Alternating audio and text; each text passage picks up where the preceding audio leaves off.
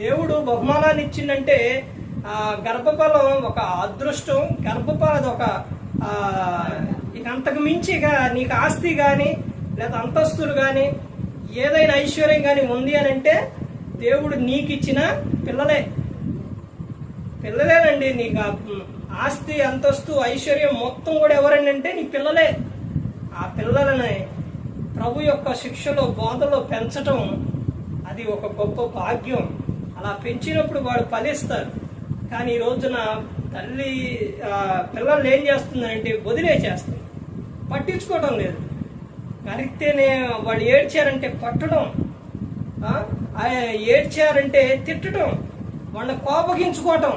ఇలా చేస్తే కొలసీ రాసిన పత్రికలో ఏమని చెబుతున్నారో తెలుసండి? వాళ్ళ మనస్సు కృంగిపోయిద్దంట.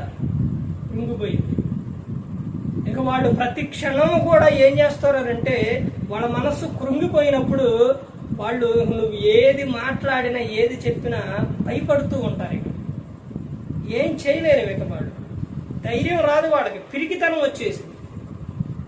నువ్వు ప్రేమతో చెప్పుకోవాలి, సంతోషంగా చెప్పుకోవాలి, ఆనందంగా చెప్పుకోవాలి. ఒక సమయాల్లో వాళ్ళకు వయసు వచ్చిన తర్వాత వాళ్ళు మాట్లాడుతున్నప్పుడు, వాళ్ళు నడుస్తున్నప్పుడు బెత్తం వాడాలి కానీ కొంతమంది తల్లులు కోపాలు ఎలా ఉండి అంటే పిచ్చి కోపాలు అంటారు. పిచ్చి కోపం అంటే అర్థం ఏంటో తెలుసండి? పిచ్చిదానికి పిచ్చోడికి ఏమైనా తెలిసిద్దా? వాళ్ళు ఏ రాయి తీసుకొని ఏ కర్ర తీసుకొని ఎట్టి విసురుతారో తెలియదు.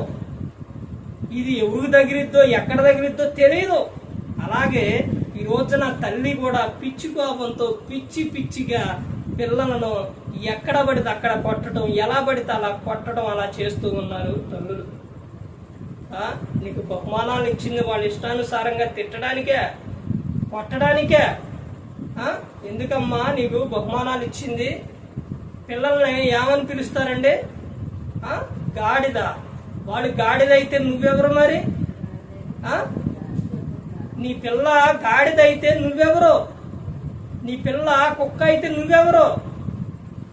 ఇలాంటి జంతువుల పేరు పెట్టి పిల్లల్ని పిలవడానికి పొద్దుగన్న క్రైస్తవుల తల్లులకి, క్రైస్తవులకి పొద్దుగన్న సిగ్గుండొద్దు,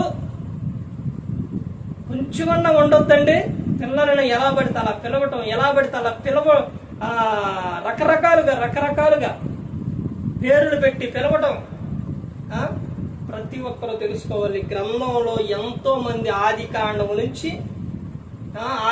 నుంచి మొదలుపెట్టి పాత నిబంధన కాడి నుంచి కొత్త నిబంధన వరకు తల్లులు ఎంతో మంది పిల్లల విషయాల్లో జాగ్రత్తలు తీసుకున్న తల్లులు ఉన్నారు, జాగ్రత్త తీసుకోకుండా ఉన్న తల్లులు కూడా ఉన్నారు. ఒక్కరు కూడా ఆ పిల్లలు ఈ లోకంలో ఫలించాలి, పరలోకం చేరాలి అని ప్రతి ఒక్క తల్లి, ప్రతి ఒక్క తండ్రి జాగ్రత్తలు తీసుకోవాలి. ఎందుకనంటే లోకం శాశ్వతం కాదు, శాశ్వతమైన లోకం పరలోకం. ఆ లోకం చేరడానికి ప్రతి ఒక్కరు కూడా సిద్ధపడి ఉండాలి. మరి ఈ విధంగా నిలబెట్టి మాట్లాడించిన తండ్రి అయిన దేవునికి కృతజ్ఞతాస్తుతులు చెల్లిస్తూ, ఎంతవరకు శ్రద్ధగా ఉంది మీకు ప్రభు పేరున హృదయపూర్వకంగా చెల్లిస్తూ ఈ మాటలు ముగిస్తున్న అందరికీ వందనాలు.